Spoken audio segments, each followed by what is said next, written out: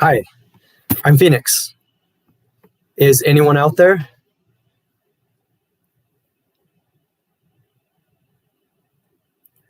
Just getting everything set up. I don't know if you can hear me. I'm trying this new equipment, but it takes a bit of time to figure it out sometimes. But I just want to make sure that you can hear me, that we're live, that we're good. But I'm still just making sure everything's set up right.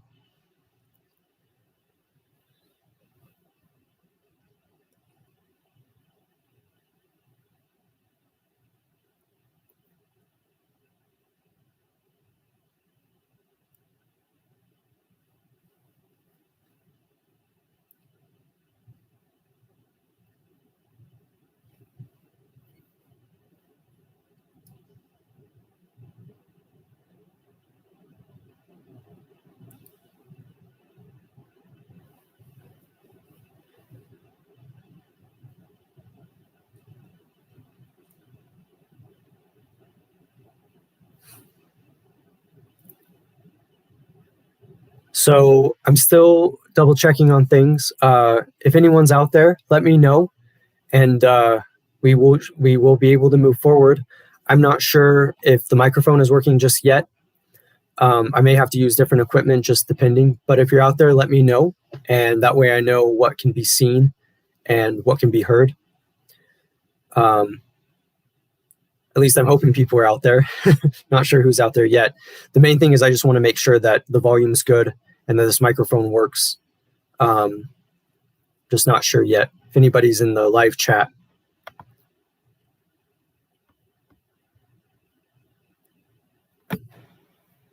Does it sound good? Can you hear the microphone, Wes?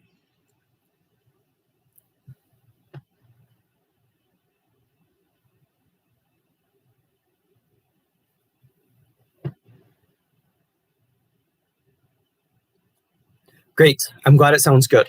Okay. Well, I don't want to put anyone on the spot.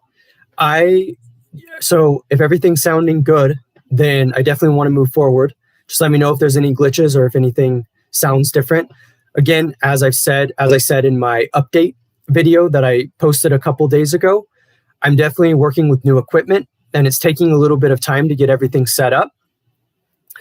Learning new skills with software, with this microphone, and some of the other tools that I've been using. And so I definitely want to get all of that set up as I continue to make these videos that I've been making for my channel. But in the meantime, I thought that I would do a live stream to kind of keep things interesting and kind of catch up on where I'm at with everything. I thought that it would be a lot of fun. I definitely have a lot of ideas of what to share today and what I was hoping to talk about. If you have any questions, though, feel free to ask. And I was hoping for the live chat to be part of what informs what happens tonight, depending on if people want to engage with the live chat. But I definitely have plenty to do. But I also wanted to leave it open if people had questions or they had thoughts, or if they wanted to engage on some of the things that I've posted on my channel. I know that it's definitely been a while. Because I've been working on the equipment and learning these things, but I'm really glad that everything sounds really good right now. That definitely is great. So Moro, who I know from some of my videos and some of the comments, good to see you. And I would say that I live in Utah, so I'm in Salt Lake. And it's a fun place to be. Definitely making a lot of changes to the city, but it's definitely a pretty cool place to live. I think you could describe the population as becoming a little bit more dense, but it's still a great place and not nearly as chaotic as some other cities like New York or Los Angeles or something. And so I like that aspect of it. So yeah, I'm in Salt Lake City. So I enjoy that. So yeah, I definitely enjoy Salt Lake City. I think that it's an interesting city, very diverse, different people. And I do like that it's not as chaotic sometimes. Miami Beach sounds like a great place to go to, Moro. I definitely wish you luck with that. I've never been to Miami, but I've definitely heard interesting things about it. And I'm sure the beach would be a fun place to be. So yeah. Okay, so Amanda has asked me what I'm working on now. So that's a good question. So I've got many things I'm working on, and I can try to streamline this a little bit so it's a little bit organized, focused on what I wanted to focus on. And that would include YouTube. So I definitely have always enjoyed YouTube since I've been using it since 2014. And I like using the channel as a way of expressing my ideas, as well as expressing ideas that have influenced me. And so I've been thinking of a lot of ideas for YouTube. And right now it's more a matter of the execution with figuring out, the software and some of these things that I've been talking about. But once I can get all of that going, I definitely would like to, I have a few ideas for what I'd like to post. So I already have 2 videos in the works. I don't want to spoil them per se, but I'll give you a little bit of a description, a little bit of a teaser of videos I'm hoping to post soon. I have one that goes into a little bit more detail about what I've been working on in terms of just life and including YouTube. And one of the themes that's a part of that is striving and having grit and being determined and sticking with something and pursuing it, even if sometimes it can be difficult. So certainly not giving up. And so I'm excited about that video, still waiting to get everything organized with that, edited and everything, especially with the software that I've been talking about. And I would also say that I've got another one that I've been working on too. I don't know if anybody has heard of Horace, but he wrote in ancient Rome, and he wrote poetry as well as philosophy. And I'm very excited to post that video of Horace. And I'm very excited to do that. And so just taking a little bit of time editing it and getting everything set. But I definitely want to post that video as well. It would obviously be part of my philosopher series, which I'm very excited about. I've always got a lot going on in my philosopher series. So far, I've covered ancient philosophers, and I've really enjoyed that.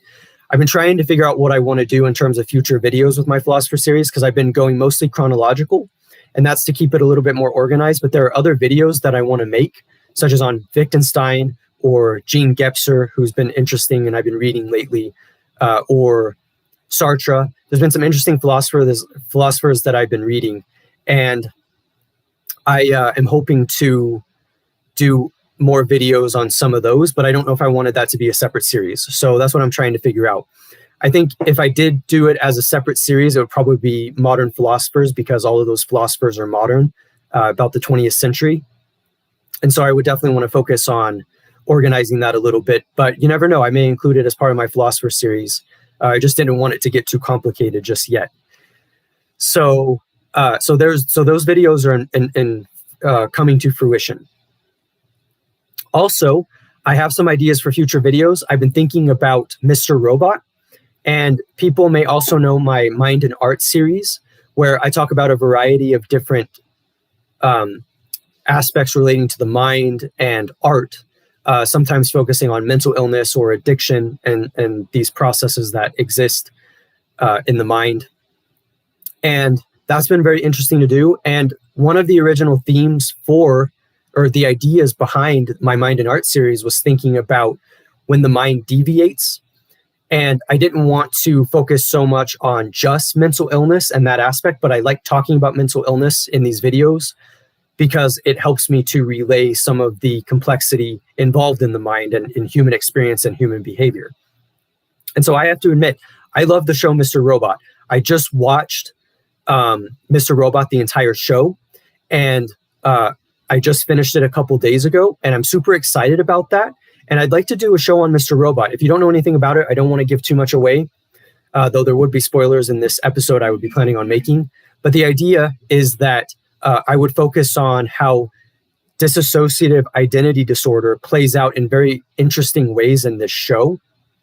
And it would be perfect for the Mind and Art series, because not only would it have the mind converging with art, but it would also have the mind in terms of like the more radical aspects of the mind, including basically different personalities, which is like a really interesting way of approaching the mind and thinking about how the mind works. And that's why I'd be super fascinated to do Mr. Robot for this show, for my series with Mind and Art.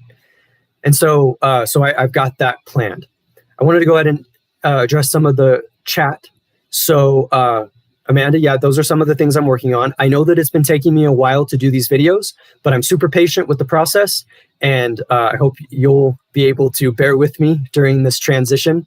But I have been working on things, and I'm very excited about that. Amanda, I'm glad that you enjoy my videos. That definitely means a lot, and I'm definitely excited about these future videos that I have planned. Now, Moro is someone who I appreciate, has commented on many of my videos, and I'm very grateful for that, for the comments, because they're very thoughtful. So your question is, do you think art expresses culture and the inner workings of the mind? So yes, that's a great question. I definitely encourage people to check out my Mind and Art series, which you can find on the playlist, where I've been adding to it as we go along. And so the last episode I did was on the Red Book by Carl Jung. And so I would say that art is interesting because art expresses a lot of different things. There are many different theories on how we talk about art and what art actually represents. So some of it might include, does art represent reality? Or does art represent culture? Or does art represent the mind and the inner workings, subjectivity? And the reason why I like this question is because I think the mind and art are deeply connected in this way, because I would probably take the view that even though art is good for a lot of different aspects of expressing and explaining things, I think that it's very interesting how it coincides with the internal life of people. So, and I would love to make videos on this, by the way, but I think of someone like Nietzsche, who was very different in the history of philosophy because he focused on, how do I describe this? He focused on his own. So normally, if you think of like Aristotle or Plato even, the point of philosophy was to be very logical. So it was an explication of logic. So basically, like, they were using reason, rationality, this like objective way of looking at the world through objective systems. And this is where science started to develop. But Nietzsche's interesting because he takes on a more personal style in his writings. And so you could say that even though he's making universals about the world, he would never want to be pinned into one system. And basically what's interesting about that is the subjectivity aspect. And so that's kind of what I think about when I think about art. Nietzsche wouldn't be the only example, obviously, but I wanted to use him as an example of thinking about subjectivity and how art really can express this deeper realm within subjectivity, what people are feeling, what artists are feeling, what the spirit of the times is, how the mind changes. I mean, even the fact that with books just written over the past couple centuries, there's been more of an emphasis on the psychological world of the characters in novels. And I think that that's a great example. So I think that's a great question. I'm glad you like my Mind and Art series, Amanda. That definitely means a lot. I put a lot of work into it, as you can imagine, especially with thinking about what I want to express. I have taken into account some feedback that I've gotten, which is sometimes I can be very intellectual, and now sometimes that can be a little bit difficult to follow. And so I do, with these videos, still also focus on like imagining people that, you know, might not normally pick up on like read some of these books or like be as interested in them immediately. I still try to have some kind of relationship to bridge the gap. And so that's honestly why I like my vlog episodes, because they focus a lot on like personal experience and like my personal experience. And I like being able to have that because I think it balances out some of the more intellectual things that I do put on my channel. But I'm glad that the Mind and Art series is intuitive. I'm glad that it makes sense. And I'm glad that it's very interesting to my viewers. And I very much appreciate the feedback there. So yeah, Friedrich Nietzsche is a really interesting writer. I actually want to make more videos on him. I was thinking about including him in my Mind and Art series. It's just a matter of getting everything off the ground and keeping everything going. So yeah. So anyway, I hope this is enjoyable. I'm definitely having a lot of fun. I think there's a lot going on my channel. And even though I've been a little bit absent the past month or so, I have been thinking a lot about what I want to share. And it's definitely been getting me thinking about a lot of ideas. So yeah.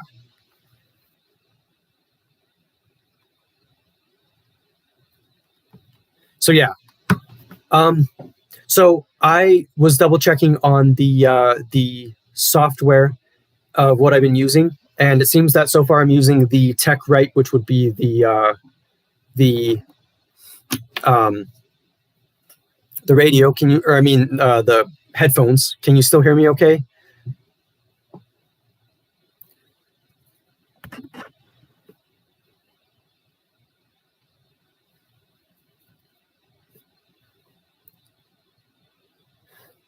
I'm assuming it still sounds good. Yes. Okay, great. Yeah. So yeah. I told you that this was a learning curve. I'm still learning things. I'll need to develop, or I mean, to highlight more software issues. But I do think that it definitely takes time to learn all of these things, and that's fine. That's what I'm patient for. So I'm glad that the audio sounds good and that we're rolling. So thank you, Kristen. I appreciate you stopping by, and I'm glad that you're here. And I did want to say, speaking of Kirsten, my friend Preston has been helping me with the software and everything. So I definitely appreciate his help. And he's helping me make this channel the best that it can be. And so even though I would describe myself as kind of solipsistic in a lot of ways with focusing on my art, I definitely appreciate help, especially when I can make things better. And so I've definitely appreciated his help. So I wanted to give a shout out. So I definitely appreciate that. So I love Moro's questions, by the way. Just a lot of the stuff that Moro asks. So I'm going to read this other one.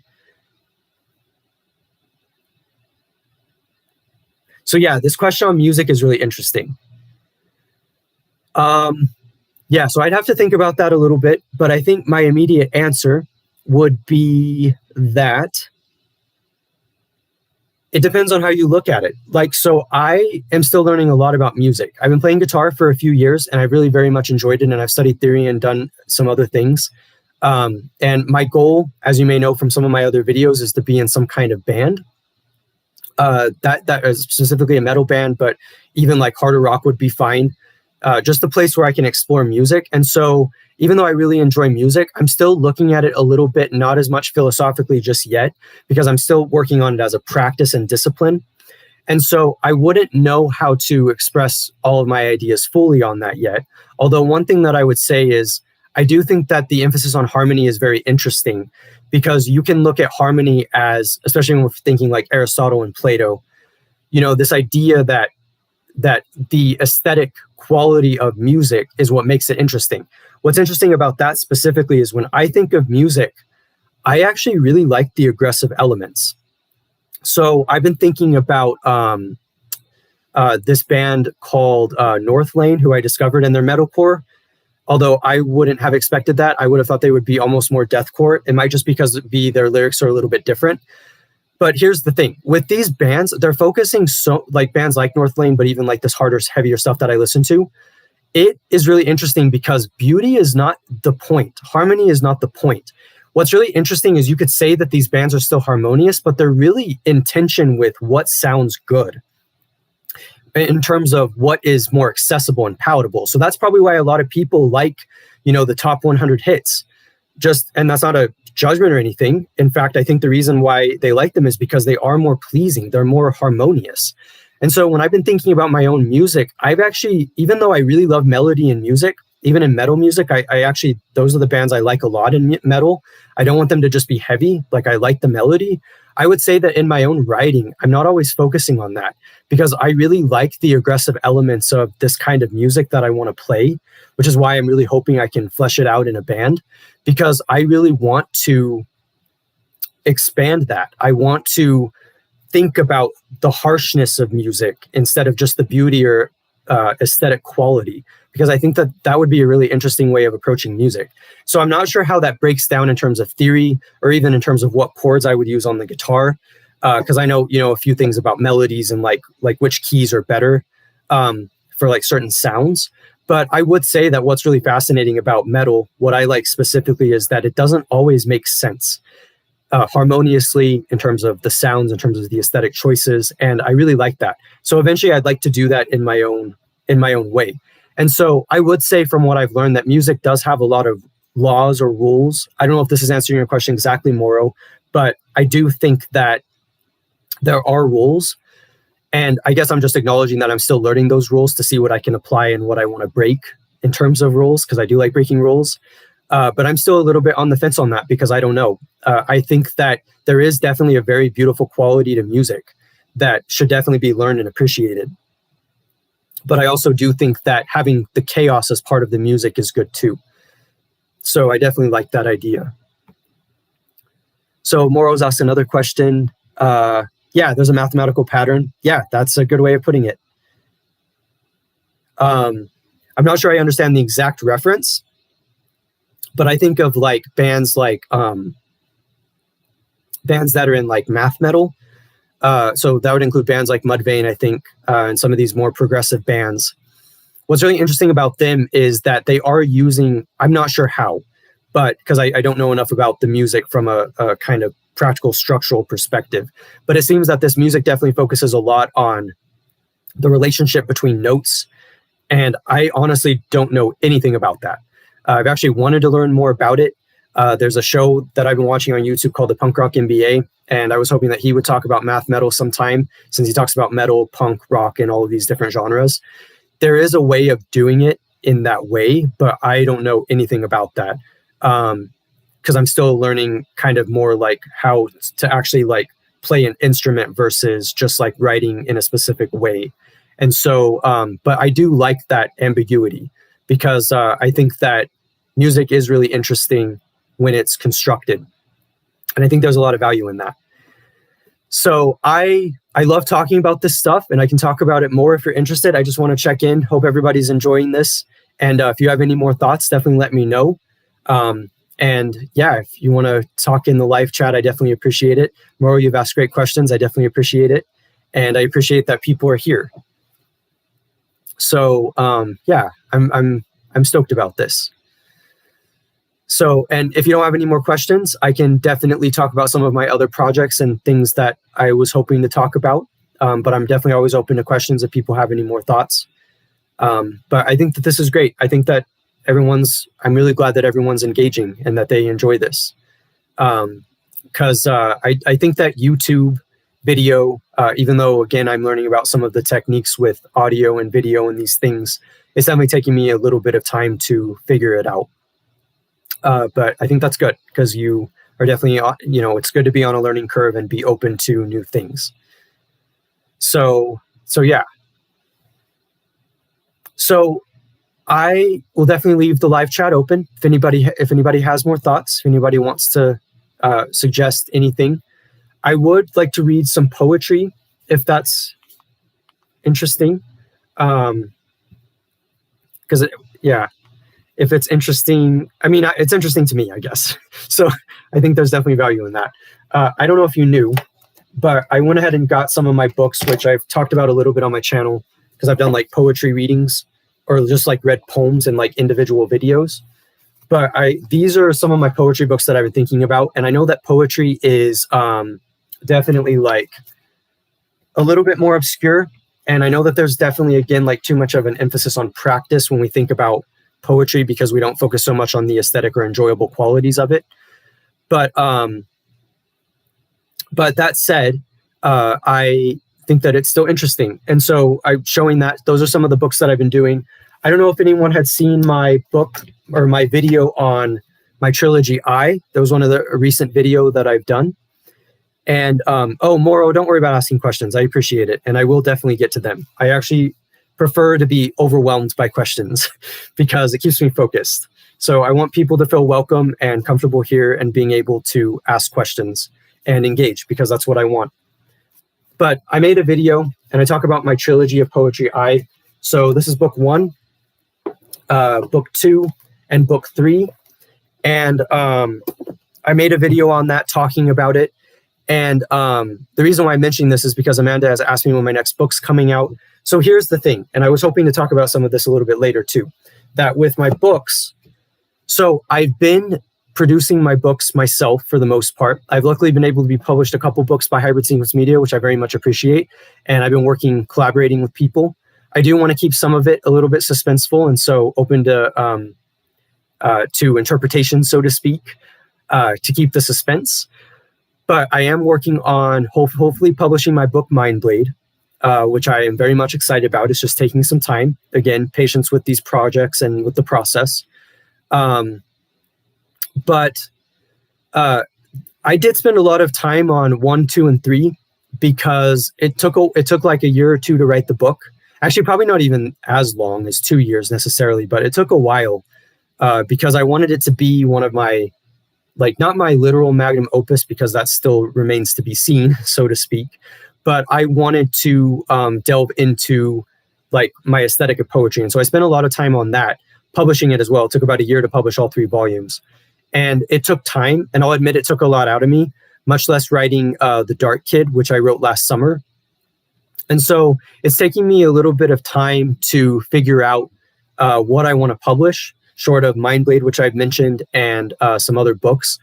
I will potentially send out some books to a couple publishers I've been looking at, and I'll still be talking with publishers like Hybrid Sequence Media, where they publish Rogue and Separation Healing. And so I hope to publish something with them sometime over the next year. But I would say that the main thing right now, aside from Mindblade, is I'm just going over a lot of the books that I've written, editing them, so to speak. And I've kind of been fine-tuning them and polishing them up. And we can talk about it later, but I've been editing my book Cognition Alleys, among others. And I really am proud of Cognition Alleys, and I have an idea for the cover, assuming that I'm able to publish it sometime soon and finish editing it and stuff. But I don't know. I'm so proud of that book that I really want to send it to a publisher. And just even if they reject it, it's just taking some time to figure out what I want to do. So, and that's it just takes time, I suppose. And so I have to kind of try to plan everything, but it takes a little bit of time. But I am still very proud of my trilogy of poetry. I think it's one of the best books I've published. And I'm very happy that I have that. But all of this delay on publishing books and everything and doing videos is not because of because I don't have stuff to express, obviously. It's more just getting everything finalized and getting everything going and kind of keeping the creative juices flowing and getting everything set up. So I'm definitely excited about Mindblade, assuming things get going with that. But I also, I would like to publish Cognition Alleys. I'm just deciding if I want to shop that around and see if people are interested in reading it. But again, I have to spend some time on that too, because I'm still editing it and going over it. So that's my best answer, Amanda, about my next book, because it's taking a little bit of time. But again, I'm fine with that process. So I did want to get to Moro's question before I read some poetry. Do you think science is the logical continuation of philosophy, or is there value in asking questions that mainly focus on the idiosyncrasies of language, which is what philosophy emphasizes? And again, Moro, ask any question. I'm definitely open. And I'll pivot to the self-publishing again in a second. But I do like this question. So it's interesting to think about philosophy for a lot of reasons. So philosophy, you probably get this from my philosopher series when I've talked about different perspectives as being like somehow like the best philosophical equivalent to what I'm talking about is probably pluralism, where they're differing or even meta narratives, as in postmodernism. So this idea that there are competing narratives or different viewpoints or even just different ways of looking at things. I try to incorporate this in my philosopher series when I talk about ideas, because that's kind of my approach to philosophy. So what that means is that I think that philosophy can be reduced, not even reduced, wrong word. Philosophy can approach philosophy in an infinite number of ways. And so I think that language has, like philosophers, especially in the 20th century or so, like Heidegger, even Nietzsche to an extent, some of these philosophers, they focus so much on language, even in the analytic tradition, although you could argue that Wittgenstein wasn't doing what the logical positivist thought that he was doing. But what's really interesting about it is that language has become a dominating force with thinking about language in philosophy and in modern philosophy in like the 20th century. And I do think they overemphasize it. So I like that as an exploration, and I think philosophy should do that. But if there's different ways of looking at philosophy or looking at the world, I wouldn't want language to be the only emphasis on what philosophy can do. And I wouldn't want language to be the only thing that's emphasized with language or with doing philosophy. And so if we're talking about even just logic, like I don't know too much about logic. It depends on how you look at it. But logic is like mathematical, and like there are things they're trying to postulate that make sense in a way that sometimes may be a little bit abstracted from what we expect in day-to-day life. So often the contrast is between deduction and induction, where induction is about evidence that you gather in the world, while deduction is basically math, how you figure out that 1 + 1 = 2. So those are important to philosophy. And so I would say that even though language is important, I would rather use, at least for my own kind of analytical thought, I'd rather use language exploratorily in poetry as a medium, which you could argue that Heidegger's book, Being and Time, is poetry as an example, that some of these other books, you could argue that, because Heidegger, as an example, was very much influenced by poetry. But what I would say that's interesting about this is that poetry is a medium that does emphasize language. Philosophy doesn't always need to emphasize language, though. Philosophy, as I said, can focus on different goals. And so the reason why I brought up logic as an example is because I do think that rationality and logic, while I wouldn't want those things to be all that writing is in philosophy, I think finding a way of structuring your thinking, I mean, this has always been kind of my theory with like my writing and stuff and how I do philosophy myself and how I even write. I want it to still be somewhat structured, unless I'm like writing poetry, but even then there's a structure in it. It might be a different kind of structure. But the reason why that's important is because I wouldn't want philosophy to go off the rails. I think people have been worried that philosophy has gone off the rails because it's too focused on things that are too abstract or too idiosyncratic, and we've kind of lost touch of just like grounding ourselves in it. But that's my theory. I know that that was the criticism of the logical positivists who thought that philosophy should be mathematical, like quite literally. This is what you get with like Alfred North Whitehead or the logical positivists, where they're emphasizing things that can be immediately proven. The thing, though, is I don't go that far. I think metaphysics is really interesting. Like thinking about reality, thinking about what's possible in the world, what's possible to convey is also really important. And so I do use writing philosophy as an example, and even reading it as a way of grounding myself, understanding the world more.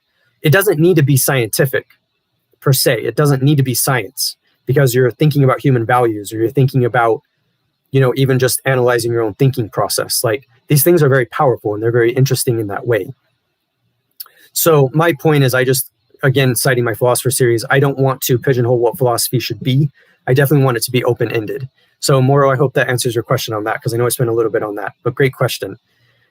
So in terms of self-publishing, I don't pay to publish the book, thankfully, but I do pay to buy copies. And sometimes Amazon, they charge a lot for like really good shipping. And so there will be times where I'm waiting like 3 weeks to a month for my books to come. And it can definitely get pricey after a while if you're buying even like 5 or 10 books. So it's not the most efficient method if you're like kind of an up and coming artist like myself, so to speak, in terms of what I've been trying to do with my writing and everything.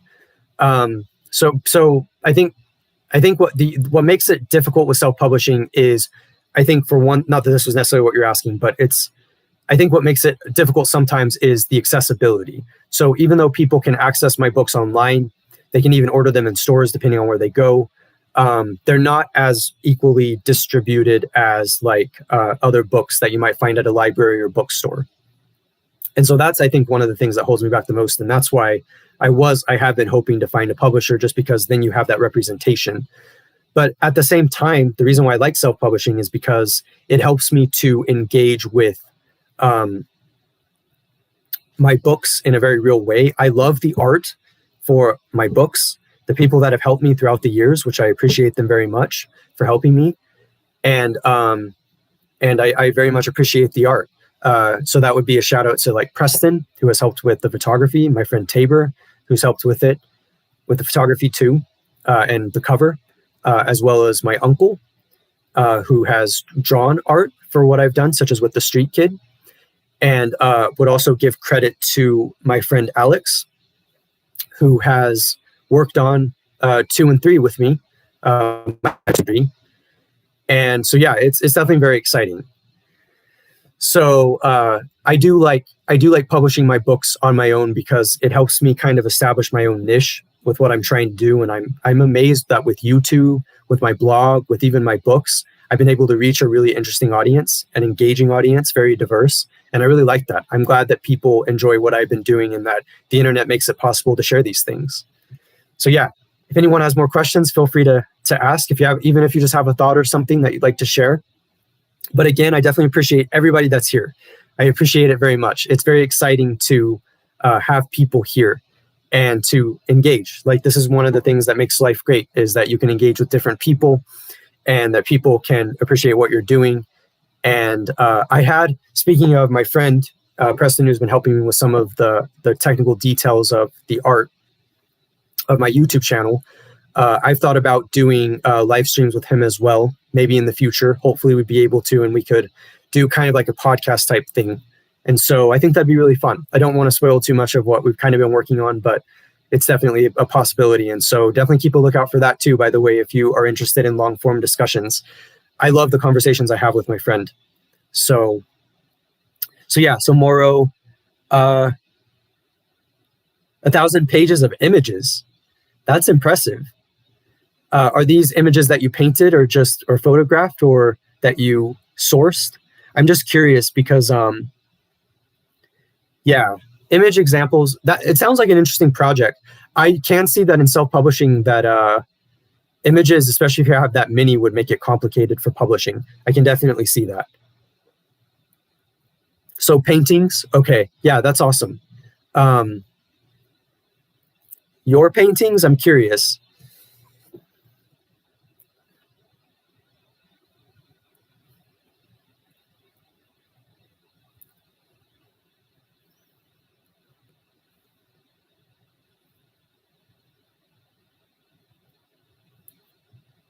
So I hope I didn't put you on the spot, Moro. I was just curious if they were your paintings or how you've been putting these books together, but it's definitely very cool.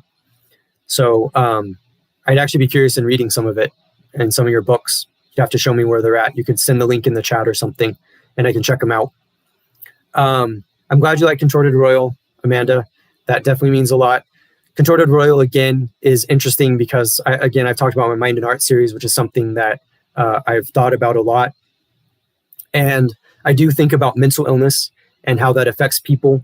I think that mental illness is still probably very much misunderstood. I don't think that people always know what's going on with it. And so it can make it kind of scary to work around for people that are on the outside, maybe, and that might stigmatize it sometimes. But Contorted Royal is one of my favorite books that I've written because it was different for me, for one thing, because I was focusing a lot on comedy, even if it was dark comedy like you would find in Catch-22 by Joseph Heller, of that book. And the movie's great too. It's a good example of the absurdity. And I wanted Contorted Royal to kind of destigmatize some of these elements about mental illness, because I wanted people to see mental illness as being something that actually makes sense in this crazy world we live in, which sounds ironic, but like considering how people stigmatize mental illness. But I just thought that was an interesting theme. So I'm really glad that you enjoy that. Amanda, was there anything specifically that you enjoyed about it, if you wanted to share? I'm just curious because I did publish that book a few years ago, so it's definitely been around a while. And I am curious how people have responded to it. So yeah, just if you want to expand on that, Amanda. But yeah, and if anyone has any other questions, feel free. I definitely will share some poetry tonight, so definitely keep a lookout for that. Stay tuned for that. And that's the cool thing about Amazon, is that they do have a reach online with thinking about like how they distribute it. So it might not be as easily found in like bookstores or something, but it is found like even in Europe, because you can find books that you publish with KDP in different countries. And actually, one thing I saw recently is that they're wanting to gear up to publish stuff to allow your books to be available in Australia, which is pretty remarkable. And so we really are living in the great technological age, in my opinion, with the internet, with YouTube, with social media, with all of these things. And it definitely is very interesting to think about. So yeah. So it's definitely exciting. So Maura, I was curious about your analysis. So Da Vinci, a compendium of paintings. So is your book kind of like a historical historical kind of writing, like you're thinking about history, but maybe through the lens of art. Because I actually haven't heard, I actually don't know what the attribution would be and what that means, but I haven't heard of this theory about the Mona Lisa. So that's definitely interesting. Yeah. And to get back to contorted royal, yes, Amanda, that's definitely one of the, so this is why I like philosophy, is because with philosophy, you really think about logic in an interesting way, like how to be logical. And the idea that contorted royal is like making sense of things that normally don't make sense is one of my favorite elements about the book. I find it to be very much entertaining. So yeah. So Moro, that sounds very interesting with art history research. Yeah, I think that's great. I think art history and even just thinking about art is a very fascinating thing. So yeah, I appreciate that. Yeah, I'd have to check out these books if you want to send them in the link, or yeah, I'd like to check it out because ebook is very convenient. I have my Kindle, so I'd be able to download it. I am curious if you used KDP or if you published through another platform, just out of curiosity. But I'm pretty sure I'd be able to access it on my Kindle. So if you send the link, but yeah.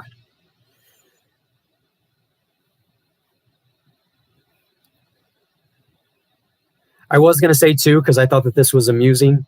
So I did use my old computer for a little while to record some videos, and it didn't work as effectively as my camera or even my new computer. And that's why I like really want to get everything set up so I can use the microphone because it sounds so good. But I didn't know that there were going to be technical difficulties. But what I was going to say is my review of Moby Dick, the book, got like 160 views just over the past day. I have no idea how that happened, but it's cool. I just thought of that because it was a random tidbit. Like, it just amuses me that it got that many views. I didn't expect that at all. I'm definitely grateful that people are watching it and hopefully they get stuff out of it. But, and not to go too deep into this again, but I really have been working a lot on the presentation of my channel lately, with thinking about the variety of things in which I want to present. And so I am really working hard on that because I want it to be as good as it can be. It is why I was hoping to have the microphone set up for today, but I think it's okay. Everything will work just fine. But I do want to continue to make these advancements, and it's definitely very exciting. So I'm definitely looking forward to it. Now, I do have poetry to read. If you have more questions, definitely. Oh, yeah. So Apple Books. So yeah, I'll have to check that out. Yeah, yeah, that's too bad. It might have been because of the images or even just the way that they do the files. Honestly, KDP can get confusing, but I'll have to check that out. So yeah, I'm excited. I think that'll be really cool. Now, I've done live streams before, and I've had the pleasure of being on shows before too, on live streams, on actual live shows that people have.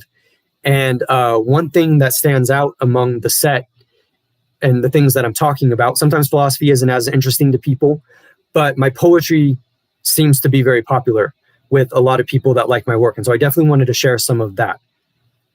I was going to say, Moro, definitely don't give up on your book. It might be a mess right now, but I know that you'll be able to put it together. So I'm definitely interested to see what you've put out and to see kind of your theories on these things, because I didn't know about these things. But anyway, so yes. So as I was saying, I have poetry to share, and I think it's because people generally find that enjoyable. And I'm glad that I'm able to be on today, that I have people here who are here enjoying it. So I definitely wanted to share some poetry, and I hope to make more poetry videos as well over the next month or two. Well, as long as I have the channel, obviously, but at least over the next little bit, because I've got some ideas. But it is definitely really fun sharing some of the poetry on live streams because it has that immediate feel. Even if we're mediated by technology and things, it's definitely very interesting to think about poetry as performance. I've thought a lot about poetry as performance, and I wouldn't want everything I would do to be like performative, so to speak, but I would definitely want it to be engaging, especially if I read it. And so, yeah, so I will read one of my poems. And if you have more questions, definitely feel free. I definitely appreciate everybody engaging. So this was a poem that I wrote. I was thinking about posting a version of this. Maybe, I'm not sure what I'm doing yet. I did do a recording on my iPad. I'm thinking about posting that. because I liked the raw reading, and it kind of brought me back to my roots of some of the simple aspects of sharing things on YouTube. Because as I've said, it's gotten complicated with some of the things I've been learning. But I was thinking about posting that, so we'll see. But in the meantime, I think this will be great for a live stream. So this is one that I'm really excited about, and it's called Flaw. And thanks again for engaging. And I will share. So this one's called Flaw. Why can't we soar anymore? I have made life characterized, flawed, flied. I have tried, broken path of everything I have felt, with a life confused and bruised. Too much of the same static patterns, frantic, frenetic chatter. All of us are saying nothing, as much as we might wish for something.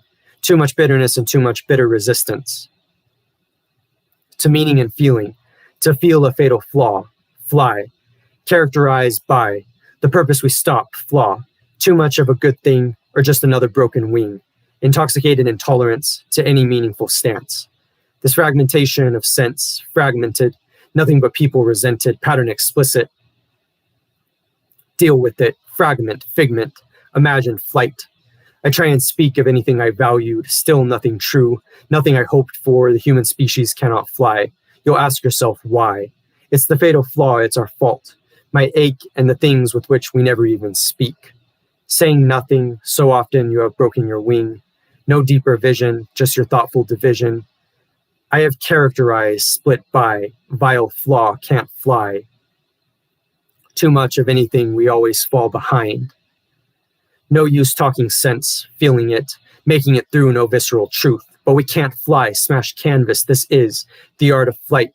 We've split, apart, so much apart and we forget the truth of an honest sense. This cold, cold place, paramedic blanket, white dream wrapped ambulance, scream siren again, just thoughts we clipped. Like wings, shorn upon this shore, of bone no home. No good poem, just the cold stone. Too many patterns and a thoughtful truth, wrapped up in lies, flaws, flaw, flawed. The fact that only I fly makes me feel odd. So yeah, that was one that I worked on last week, I think. And that one's a fun one. So yeah, I wanted to touch base with the live chat. I hope you enjoyed the poem. Morrison's poetry, I'm assuming you're talking about Jim Morrison from The Doors. I think that's his name. Just double checking on that, but I'm pretty sure that's who you're talking about. So Amanda, that's a good question. How long have I been writing? So forever. Although not literally forever, obviously. How do I look at this? How do I express this? So I do have a video on how I became a writer, which is on my YouTube channel. I'm pretty sure I put it on my vlog playlist. So you can check that out if you haven't seen it, or if anyone's listening who hasn't seen that video. But that one was a lot of fun because I was focusing on, what was I saying? I was focusing on like how I became a writer. And so I like doing that, like kind of laying out the trajectory. But I've been writing my whole life, basically, since I could write. I was writing stories already when I was in 2nd or 3rd grade because I liked it. And I knew that that's what I wanted to do since at least the 3rd grade. I'm writing a book right now called Journey to the End of the World. And this is a fantasy epic, you could call it, with some science fiction elements. And it's very, very fun to write, influenced by like Tolkien, who I find very interesting as an influence for writing fantasy. Harry Potter, as an example too. Today I went to the bookstore and I picked up the Wheel of Time series, book 1 at least. And I've been reading Chronicles of Amber, which has been very exciting. I can probably make videos on some of these books, but they're really fascinating. And in 5th grade, I decided that I wanted to write a fantasy book. And so I started handwriting it, but I abandoned the project, even though I have other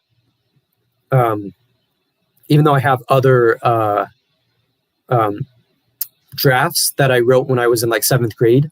I have at least 2 drafts of the book that I tried to write. I never finished it, but I decided that I was going to write that story. And so over the past few months, since March, I've been writing that story, Journey to the End of the World. And I've been enjoying the process. My plan is to have 3 volumes at least, and depending on if I add more. But that's really exciting. And I brought that up because that's how long I've been writing. So since 5th grade, at least, since I wrote that book, and it's been nice coming full circle with the book I'm writing now. I'm very excited about it, and I think it's a lot of fun. So I've been writing for a long time because I very much enjoy it. So Wes has asked, what do I say to people who have a negative attitude or belief towards someone with mental health condition? That's a good question. It's a very hard thing because the stigma is not always obvious, but it doesn't mean that it's not there. I mean, definitely I can sometimes get paranoid about it in terms of thinking about like if I'm being stigmatized when people might be judgmental for other reasons. So I know that I maybe personalize things a little bit too much sometimes, but I do think that the stigma is there. And so part of the thing to figure out is what to say and how to respond in those kinds of situations. So for me, the best way is really kind of what I've learned myself, which is just a balance of just having a balance of like between sharing when it's the right time and advocating for yourself versus sometimes just not talking about it or disclosing. I don't like that because I wish I could be more honest about what I feel. But even in like the work environment, like it can be very difficult to express these things because people don't always understand. And I've been burned before in the past. So for me, it's kind of just a balance. I wouldn't necessarily always address the stigma immediately, like to a specific person, but I do try to express it in my writing and address it in my writing.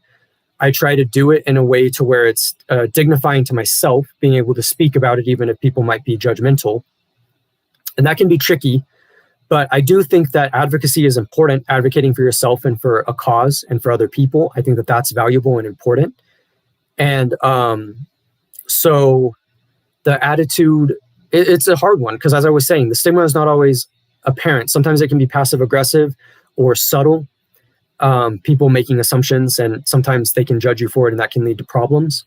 I try not to focus on it too much when it happens because it happens so often, I think, in the world, just with people that are struggling. But I do try to be open about it because I do think that it's still important to talk about it when you can, and again, advocating for yourself.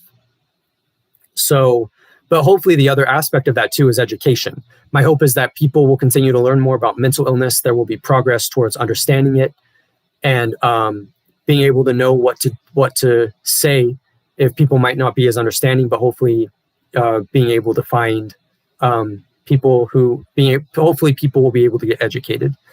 And I think that that's part of it too. And that's why the advocacy piece for yourself and other people is important, just so that way it helps spread awareness and that way people know about it.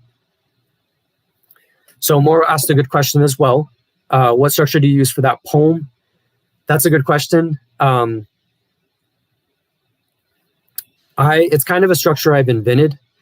So there are a few ways to look at poetry. One is in terms of thinking of meter. And so this is in terms of, so just make a long story short, that's thinking about the rhythm of the poetry that you use. So the easiest example is Iambic Pentameter, which is basically where it's like stressed, unstressed, I believe. So the rhythm would be ba-dum, ba-dum, ba-dum, ba-dum, ba-dum. So that would be Iambic Pentameter because that's 10 syllables. So I do think about rhythm in that sense when I'm writing. However, that was like during the time of like Shakespeare. And even though people still write sonnets like this, Shakespeare was the one who seemingly made it what it was and what it is now, which is very interesting. But it seems that with poetry as being a very expressive medium, specifically with performance, I've also been thinking a lot about spoken word. And I did do slam poetry for a while. It was not a good experience, but I still learned a lot about thinking about performance. So when you ask what my structure is, it's kind of influenced by both schools, so to speak, in terms of thinking about rhythm. Like I am thinking about spoken word as a genre and like ways in which you can use language to make a poem structured with rhythm and rhyming. And I am thinking about that. And I am also thinking about the way that the words sound whenever I speak them. Even if I'm not using an exact meter or even fully aware of what my meter is, I'm still thinking about the way it sounds. And so I would say with those two elements combined with my own, I would describe creativity with language, I'm kind of performing my own thing with the writing. Like I want it to be something engaging and dynamic. I don't want it to be familiar. And even though it's probably familiar in terms of the flow and in terms of the way that it operates, the way that I think about poetry, and it is dynamic in the way that it sounds, I do think, even though I'm using some of these forms, like it's kind of my own style that I've developed through time. I've noticed that there's a certain type of poem that I like to write, and that poem would be a good example of that. I write poems in all sorts of forms. I've written in blank verse. I write verse in terms of just like free verse. And I've been writing sonnets. I've been thinking about a lot of different styles of poetry, even in different languages, like Spanish specifically. But that's that. Yeah, so I hope that answers the question. So that's kind of the structure. So yeah. So how's everybody doing? I hope everybody's good. We've already been streaming for almost an hour. I know that people have other things to do, so it might be time to start wrapping up depending on where everybody's at. I can go on for a lot longer, but I know people are doing things. But I did want to say, I am hoping to read a couple more poems, and if people have more questions, feel free to ask, and I'd love to address those. In terms of, yeah, so that's cool that, Moro, that your music was recognized. I'm going to have to check that out. That's really cool. I think that's awesome. Definitely keep it up. I am curious about your music and your approach. So yeah, I definitely can read more poetry. If anybody has more questions, let me know. This is definitely a lot of fun. I think I'm going to read one that I've been thinking about because like it's from my book Torque. And I don't know if you've seen this one on Amazon, but I have read from it a few times on my channel, both in the classic sense when I just use my iPad camera, but then I've read some poems with my new camera, and that's been a lot of fun. But I was thinking about this one poem because I like the flow, and I think it's a fun poem. It'll just take a second to find. But yeah, I don't know if you had seen Torque yet, but it's definitely one that I like. And it's available on Kindle for download. Or I should just say it's available for download. If you don't have a Kindle, all you need is the app, which you can have on any device, basically, iPad or iPhone or something, or Android, I'm sure. Just need the app. So, but I have definitely found that to be very exciting to be able to share these books. So, let's see, assuming I can find it. Let's see. Yeah, okay. So this is one that I like. I haven't read it in a long time to anyone. I haven't read it on my channel, but it's in my book Torque if you wanted to check it out. I wear my poems like a sick death suit is the title. I wear my poems like a slick death suit. Not slick in the sense of cool, sick in the sense of blood and guts. A gothic sick nightmare stabbing back at the black hounds of hell, the ones that try to destroy me. But they forget I'm already destructed, corrupted. I love it though. Love being flatlined and coffin-sized because I see things with a dead heart and brain. Flirt with my tombstone stuck in the black pitch shadow of our cultural cemetery. I don't need a soul, just a decayed conscience, like my rotting corpse that haunts the world with the likes of my deadbeat, hell-heat poetry. Which makes a lot of sense, the headshot. My poems don't want to be hot shots, snapshots, because we all know poetry gets shot in the face in the back of lowbrow alleys by gangs of art haters and brash critics that are going to crash when something suddenly poignant and rampant hits them like a good line, a good drug. But my poems still aren't satisfied, no. They plot my death scenes with witty knives and bullets, spit fire and explosions, electricity never thrilled with the violent results. But I happily lap it all up, asking for the poison of poetry to warm up my throat at a slam. I never get enough of the painful side effects. The burning tongue, the hot gut, and I wear my words like a sick death suit. Not sick in the sense of awesome, though maybe in the sense of amazing, because the poetry I write gets me caught up in bits, stopped up in the morgue, jammed in a place, crammed in a space. I can't escape, a constant funeral party, but I don't really want to leave. Write about your problems, right? And while you're at it, throw me in the casket basket, toss me in the rocket locket, lock me, chalk me up at the murder scene called life, trap me in the tragic magic of my static words that I wear down like a ubiquitous truth, or so I tell myself, as my thoughts transcribed on the page hold me hostage again.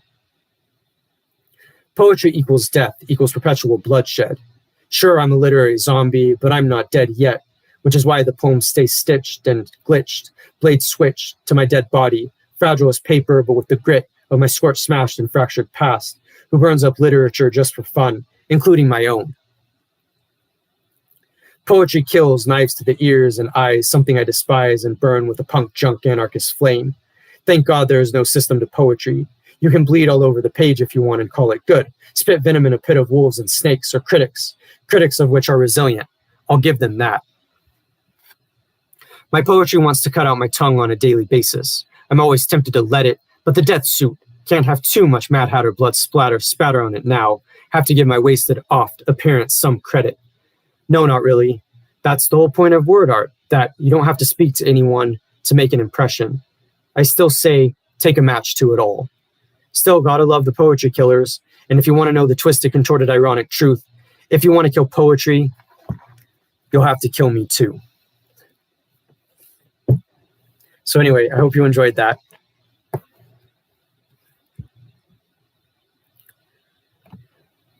All right. I'm glad you liked the font, Moro. Amanda, thank you for coming. I definitely appreciate it. And I definitely appreciate everybody who was able to stop by. I don't know if anyone has any more questions. I think that sums up most of what I wanted to talk about. Just again, that I've got a lot of stuff in the works and that I've had a lot of fun working on these projects and that I'm very excited to share them with you. And that I hope that we're able to do that. I'm hoping I'm able to share more in the future, basically, which I'm sure I will. So definitely looking forward to that. I wasn't sure if anyone else had to go, if anyone else had any other questions, but it's definitely a lot of fun. And yeah, maybe I'll read one more poem in a second. And I do want to keep some secrets in terms of what I've been working on. Although there have been a couple songs I've been working on for guitar, which I want to share. And I've been super excited about that. And I've got some other ideas for episodes.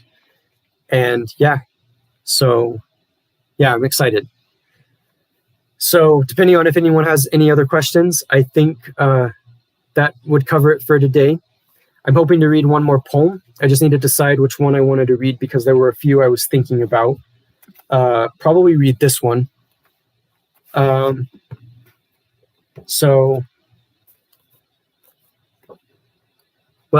So I keep my name a secret, unfortunately. It keeps the mysticism and the allure, so to speak. Like I like the mystery. So, because then people don't know who I really am. But yeah, so I'll read another poem. And again, I appreciate everybody for being on today. It definitely means a lot. It's definitely exciting having people be here today. So this poem is called You Gore, which, just so you're aware, is Rogue spelled backwards. And just so you know, this is Rogue, and this was published by the publisher I was talking about, Hybrid Sequence Media. And I'm excited to read this poem. You Gore. Be different, though this is just polarity or dichotomy split. Be you Gore, or just an analysis gone wrong. Know nothing spaced out or envisioned. I often revision. Rogued as different spoke, yet can't hear or be heard.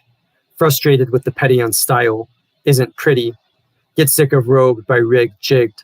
Too rugged for non-bohemian bad musicians sicked. Sucked. Stuck. Yet this is just what is, a poem I define by standards of opposition, polarization.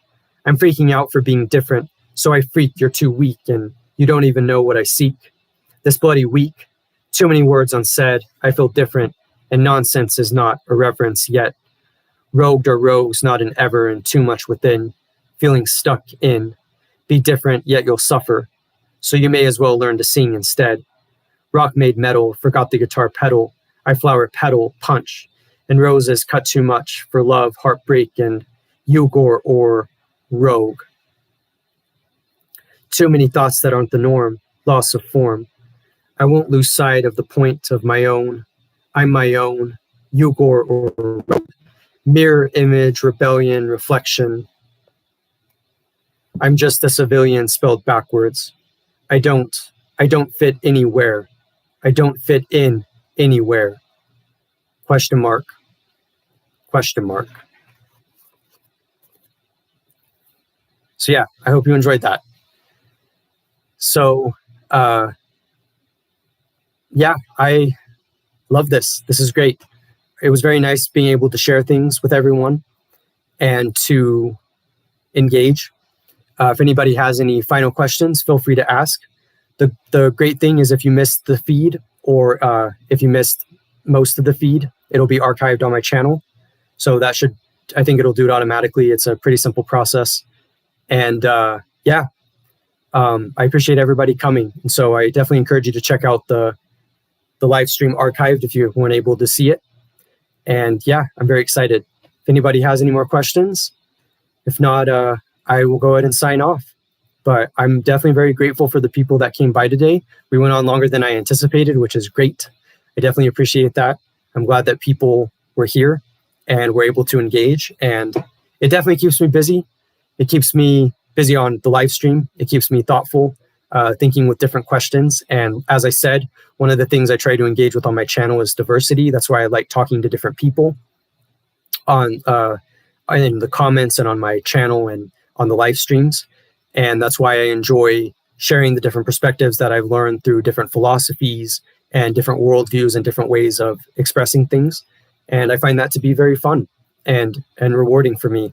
And so just with that, I definitely appreciate that people were able to stop by. Looks like we have one more question before I sign off.